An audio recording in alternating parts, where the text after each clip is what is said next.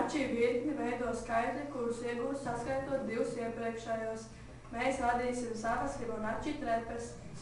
1 ir 1. 1 plus 1 Ir 2. 1 plus 2 ir 3. 2 plus 3 ir 5. 5 plus 3 ir 8. 8 plus 5 ir 13. 8 plus 13 ir 21. Fibonacci skaitļu virkni var sastāt ne tikai mūsu trepēs, bet arī bioloģijā, botānikā un arhitektūrā. Arī mēs 8. klasē esam saudabīgi skaitļu virkni. Atā!